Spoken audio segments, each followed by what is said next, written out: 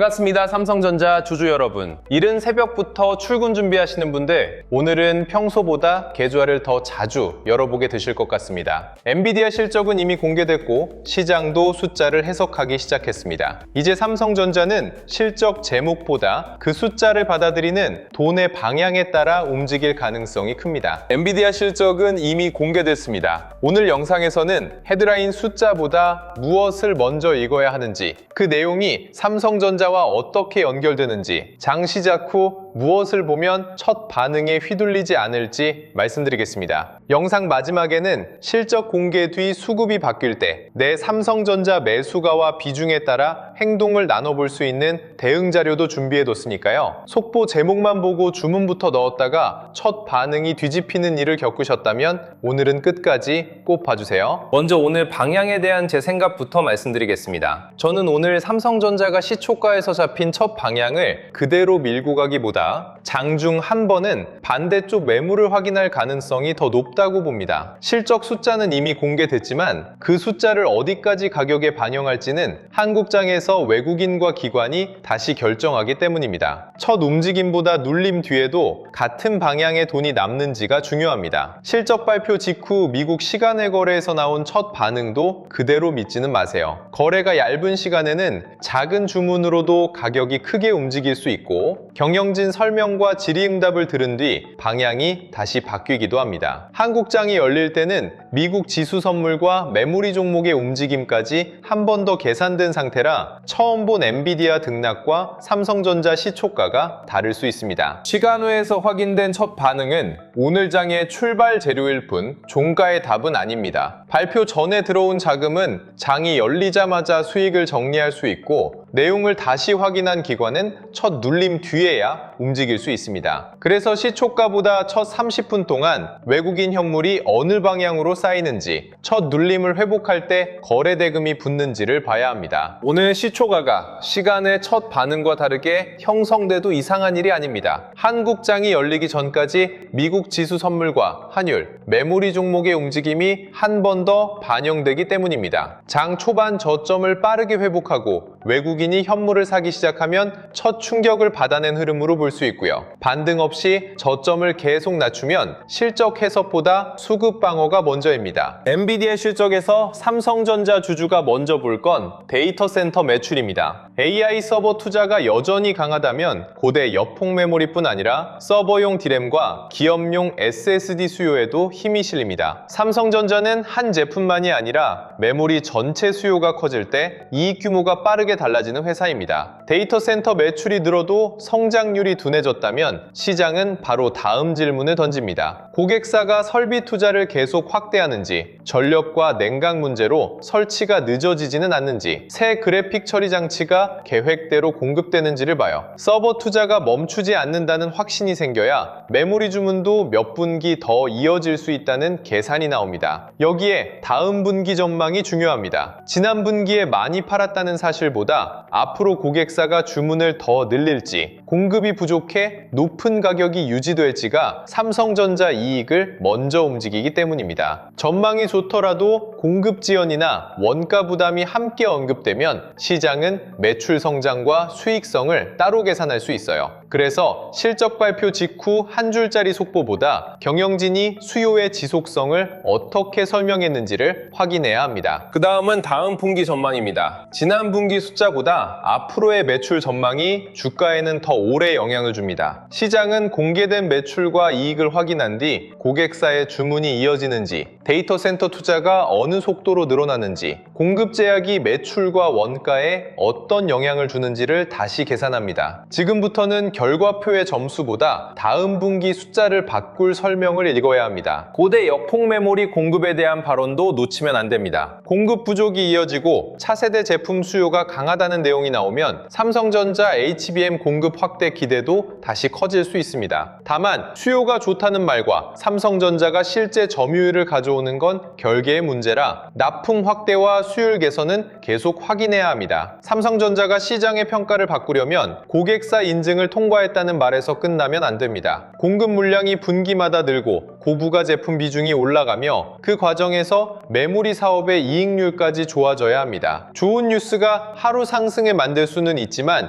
목표가를 계속 높이는 건 결국 이 숫자들입니다. 주주분들이 가장 듣고 싶은 말은 아마 이제 삼성전자도 크게 갈 수 있느냐일 겁니다. 가능성은 있습니다. 메모리 가격이 올라가고 서버 수요가 유지되며 HBM 공급까지 늘면 이익은 더 커질 수 있어요. 하지만 시장은 가능성보다 확인되는 속도에 돈을 줍니다. 삼성전자가 뒤늦게 움직일 때는 처음부터 화려하지 않은 경우가 많습니다. SK하이닉스가 먼저 치고 나간 뒤 삼성전자 거래대금이 서서히 늘고 외국인 매수가 며칠 이어지면서 평가 차이를 좁히기도 하죠. 그래서 오늘 하이닉스보다 덜 오른다는 이유만으로 기회가 없다고 단정할 필요는 없습니다. 다만 뒤처진다는 말만 믿고 사는 것도 위험합니다. 실제 본주 매수와 실적 개선 속도가 붙는지 확인해야 후발 상승이 됩니다. 오늘 첫 번째 확인 지점은 삼성전자와 SK하이닉스가 함께 움직이는지입니다. 두 종목이 함께 출발해도 장중에는 역할이 달라질 수 있습니다. 하이닉스가 먼저 급등한 뒤 고점을 낮추는 동안 삼성전자가 거래대금을 늘리며 버틴다면 선두 종목에서 나온 차익 자금이 삼성전자로 옮겨오는 흐름일 수 있어요. 반대로 하이닉스와 장비주는 강한데 삼성전자만 시가 아래에 머문다면 시장이 아직 공급 확대와 수요를 확인하려는 겁니다. 이때 뒤처졌으니 싸다는 생각만으로 비중을 늘리지 마세요. 삼성전자 본주에 외국인 매수가 붙고 오전 저점이 높아지는 장면까지 나와야 후발 상승에 힘이 생깁니다. 관련 장비주와 후공정주까지 거래대금이 번지는지도 보면 한 종목의 반등인지 업종 전체의 재평가인지 구분하기 쉬워집니다. 하이닉스만 강하고 삼성전자가 뒤처지면 시장은 여전히 제품 경쟁력 차이를 보고 있는 겁니다. 두 종목이 같이 움직이되 삼성전자 거래대금이 더 크게 늘어난다면 후발 매수세가 삼성전자까지 들어오는 장면으로 볼 수 있습니다. 두 번째는 외국인 현물과 선물입니다. 선물만 사서 지수를 올리고 삼성전자 본주는 팔면 반등이 오래가기 어렵습니다. 현물과 선물이 같은 방향으로 들어오고 프로그램 매수까지 붙어야 결과를 확인한 큰 돈이 실제로 움직였다고 볼 수 있습니다. 외국인 현물은 장 초반 숫자보다 누적 방향이 더 중요합니다. 개장 직후 대량 매수가 잡혔다가 1시간 안에 줄어들면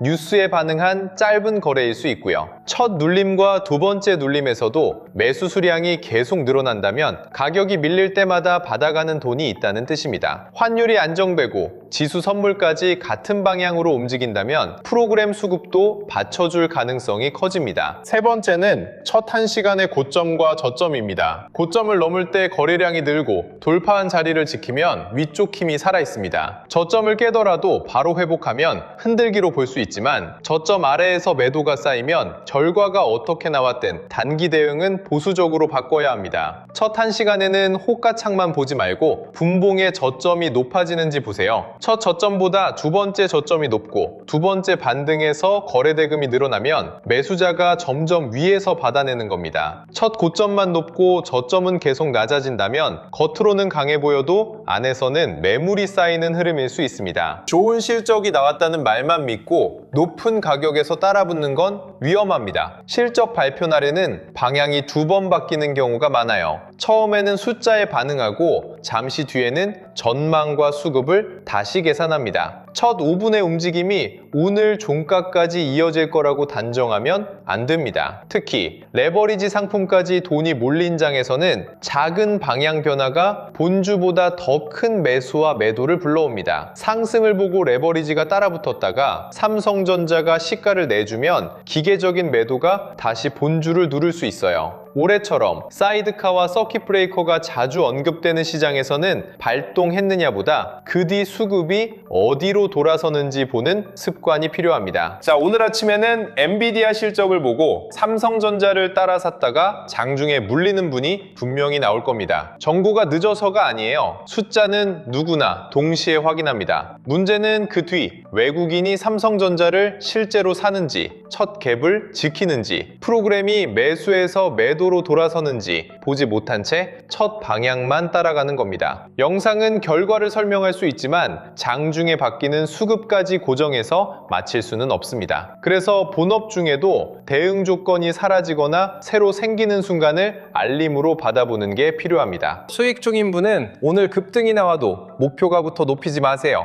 첫 눌림의 저점과 시가 가운데 하나를 수익 보호 기준으로 잡는 게 먼저입니다. 그 위에서 외국인 매수가 남아있으면 더 가져가고 기준이 무너지면 일부 수익을 지키는 식으로 움직여야 합니다. 높은 가격에서 물려있는 분은 오늘 반등을 본전 탈출의 마지막 기회처럼 생각하지 않으셔도 됩니다. 거래량을 동반한 반등이 종가까지 이어지면 다음 움직임을 볼 여지가 생깁니다. 반대로 시초가만 높고 계속 밀린다면 본전보다 비중을 줄일 순서를 먼저 살펴야 합니다. 본전은 내 계좌에만 있는 숫자이지 시장이 기억하는 가격은 아닙니다. 시장은 내가 얼마나 오래 기다렸는지 모르고 그 가격에 도착하면 반드시 쉬어가야 할 의무도 없어요. 그래서 본전 부근에서 거래대금이 커지며 매물을 소화하면 더 볼 수 있지만 올라올 때마다 거래가 줄고 같은 자리에서 계속 막히면 일부 비중을 정리할 기회로 볼 수 있습니다. 기다림의 시간보다 지금 반등의 힘을 기준으로 삼아야 합니다. 현금이 있는 분은 첫 가격을 맞추려 하지 마세요. 실적은 이미 나왔으니 이제 눌림을 확인한 뒤 나눠 들어갈 수 있습니다. 첫 저점을 회복하고 수급이 돌아오는 자리에서도 기회를 볼 수 있고요. 확인할 시간을 남기는 게 기회를 놓치는 건 아닙니다. 오늘 가장 좋은 장면은 갭의 크기가 아니라 갭을 지키는 힘입니다. 갭을 지킨다는 건 시초가 아래로 한 번도 내려오지 않는다는 뜻이 아닙니다. 개장 직후 차익 매물이 나오며 잠깐 시가를 깨도 외국인이 현물을 받아내고 첫 저점을 빠르게 회복한다면 오히려 약한 손이 정리된 흐름일 수 있습니다. 이후 두 번째 눌림에서 거래량이 줄고 오후에 우전 고점을 다시 넘으면 매수자가 주도권을 가져간 겁니다. 반대로 높은 시초가 뒤 반등할 때마다 거래가 줄고 저점이 계속 낮아진다면 좋은 실적을 이용해 물량이 나오는 과정일 수 있어요.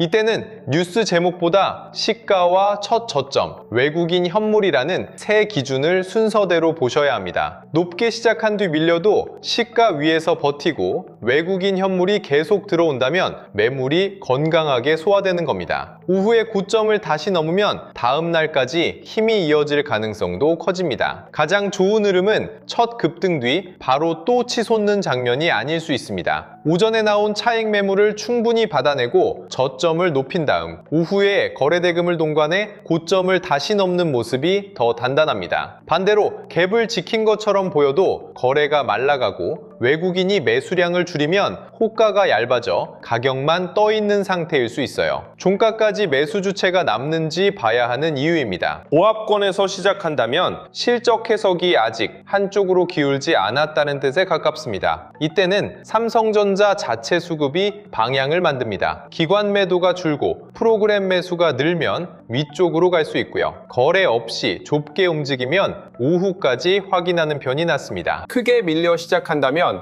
오전 저점을 억지로 맞추지 마세요. 반도체 업종 전체가 함께 흔들리는지 삼성전자만 유독 약한지부터 구분해야 합니다. 시장 전체 충격이라면 외국인 선물 수급이 돌아올 때 반등이 빠를 수 있지만 삼성전자만 뒤처지면 회사 쪽 확인이 더 필요합니다. 이때 매수 사이드카나 매도 사이드카, 서킷 브레이커 같은 단어가 다시 거론될 만큼 변동성이 커져도 발동 자체의 시선을 빼앗기지 마세요. 거래가 멈춘 뒤 어느 쪽 주문이 먼저 쌓이는지, 재개 후 외국인 현물과 프로그램이 같은 방향으로 움직이는지가 계좌를 좌우합니다. 급등 정지 뒤 따라붙는 것과 급락 정지 뒤 공포에 던지는 행동 모두 가장 불리한 가격을 선택하게 만들 수 있습니다. 속도가 빠를수록 미리 정한 순서가 필요합니다. 지금 본인 계좌에서 무엇을 해야 하는지 바로 떠오르시나요? 실적 발표 뒤 첫 움직임을 따라갔다가 방향이 바뀌면서 수익을 반납하거나 겁이나 가장 불리한 자리에서 팔았다 탔던 경험이 있으실 겁니다. 지금 보유 물량을 더 들고 갈지, 일부 수익을 지킬지, 반등해서 비중을 살필지 정하지 못했다면 숫자를 하나 더 아는 것으로는 해결되지 않습니다. 내 매수가와 비중에 맞는 행동표가 있어야 합니다. 그래서 삼성전자 실시간 대응 알림과 함께 보실 수 있는 계좌별 대응 자료를 준비했습니다. 외국인 현물과 선물이 함께 들어올 때, 프로그램 매매가 방향을 바꿀 때, 중요한 가격대를 돌파하거나 이탈할 때 기존 대응을 다시 확인하는 자료입니다. 엔비디아 결과 이후 반도체 자금이 삼성전자에 남는지 다른 종목으로 빠지는지도 함께 봅니다. 뉴스가 나왔다는 사실보다 내 대응을 바꿀 변화인지 확인하는데 초점을 맞췄습니다. 추가 하락과 횡보, 반등을 나눈 삼성전자 3단계 대응표도 안내해드립니다. 수익 중인 분이 지킬 기준과 손실 중인 분이 비중을 점검할 순서, 현금 보유자가 관심을 높일 신호를 계좌 상태별로 비교할 수 있습니다. 특히 급등할 때 못 팔고 급락할 때 뒤늦게 손절하는 패턴을 반복한 분이라면 먼저 본인 행동 순서부터 대조해보세요. 영상 아래 더보기란이나 고정 댓글에 삼성전자 대응 자료 신청하기를 눌러 간단하게 신청해주세요. 신청해주신 분들께는 확인되는 순서대로 대응표와 데이터 및 주도주 알림센터 이용 방법을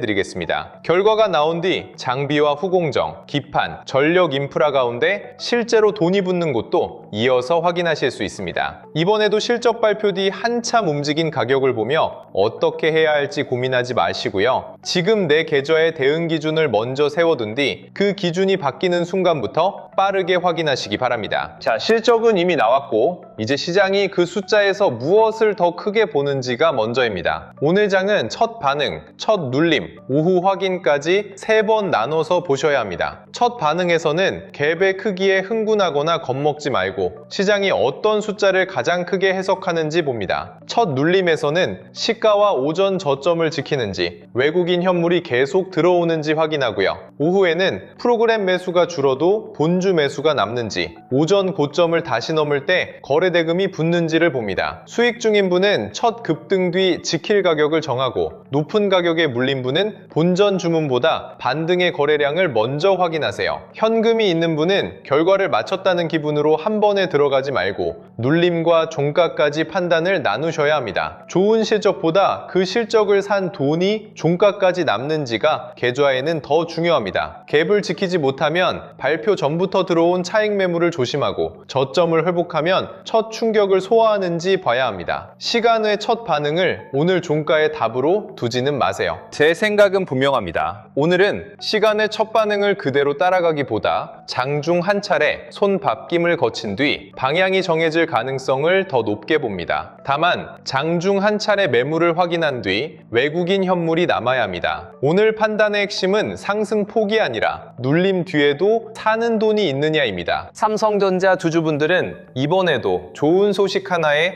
마음을 전부 맡기지 않으셨으면 좋겠습니다. 오르면 수익을 지킬 기준을 세우고 밀리면 이유와 수급을 확인한 뒤 움직이세요. 기다린 시간이 길수록 한 번의 반등의 욕심이 커지지만 계절을 바꾸는 건 큰 기대가 아니라 작은 대응의 반복입니다. 공개된 숫자를 보고 마음이 놓인 분도 오히려 더 복잡해진 분도 계실 겁니다. 하지만 속보 한 줄을 몇 달의 확신으로 바꾸지는 마세요. 시가, 첫 저점, 외국인 현물, 오후 고점 회복을 차례대로 보면 됩니다. 오늘 우리가 정해야 할 건 실적의 점수가 아니라 그 실적을 받아들이는 돈이 달라질 때의 다음 행동입니다. 장중에 매수 사이드카나 매도 사이드카, 서킷 브레이커가 거론될 만큼 속도가 빨라져도 핵심은 발동 자체가 아닙니다. 거래가 다시 이어진 뒤 외국인 현물과 프로그램이 어느 쪽으로 굳는지, 첫 충격에서 만든 저점을 회복하는지가 더 중요합니다. 놀라서 급락 끝에 던지거나 흥분해 급등 끝을 따라가면 뉴스는 맞게 봤어도 계좌는 손실이 날 수 있어요. 수익 중인 분은 지킬 가격을, 손실 중인 분은 반등해서 비중을 볼 구간을, 현금이 있는 분은 나눠 들어갈 순서를 미리 정하세요. 결과보다 대응 속도가 중요한 날에는 생각할 시간을 장이 열린 뒤에 만들려고 하면 늦습니다.